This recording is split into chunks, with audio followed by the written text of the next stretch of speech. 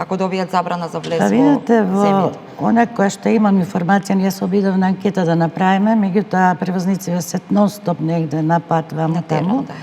И добивме дека имаме 20 возачи за последниве 5-6 месеци што беше пред блокадите, од кои што 13 имаат добиено забрани и се депортирани.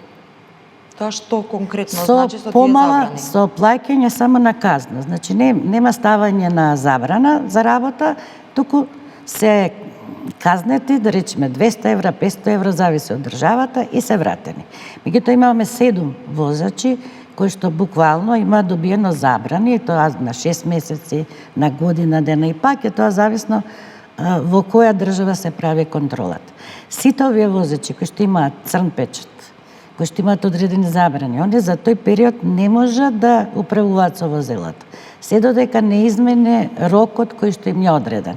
Например, некој возач што сега го враќаат, надминал, да кажеме, 95 дена, 96, 100 дена, еве 10 дена, не го враќаат и му даваат забрана од месец дена. Што значи, он месец дена мора да чека, да биде без работа, и кој ќе помине тој период од месец дена, он пак може да се врати да работи, меѓутоа само во рамките на тој месец дена да не надмине пак 90 дена.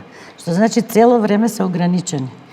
И мора да водат сметка, ако одат на пат, прецизно да ги одредат деновите кои што ќе престојуваат, а во превозот нема прецизно, значи зависи работата од застој на граници, од бизнис заедница за дали има средства да платат царина за увоз на стоката и било што, од временските услови, од забрани некои на патиштата и така натака, значи и да сакаш да дефинираш точно, еве јас ќе завршам превозот од точка А до точка Б за 10 дена, тоа може да испадне 15 дена и тука се оние денови кои што ни ги рачунаат како вишак.